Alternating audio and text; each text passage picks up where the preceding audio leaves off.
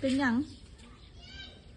เพราะว่าต้องได้เรียนกับปานิหลายเดมึงนี่นะเพื่อน เป็นหยังว่าอยากไปโรงเรียนอยากเรียนน้ำน้องหลาย เพราะว่าจะได้จากกันเด้เนี่ย โอ้ยจากกัน7 มื้อนึงปานินก็มาอีกแล้วดิก็ไปแป๊บเดียว7 มื้อนึง จะมาวิชาลายไหม ฮะ จะวิชาลาย พี่สาว่าโดนโทษไป7 มื้อหันบ่อยากให้ไปใส่เลยเอาจังไหนเป็นปานิน อันนี้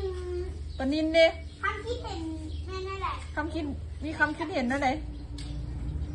มีคำคิดเห็นเนาะเด้อ ไม่ยุ่งด้วยยุ่งมันโดนนั่นมาอาหารอูเป็นคิดหอตะปูวัดเรือบานเป็นเลิกคิดหอที่สามโดนนั่น วัดเมืองเงินมันคิดฮอดเลยสากับโรนัทมันมาพี่มันขึ้นฮอดพุ่นเอาบาทนี่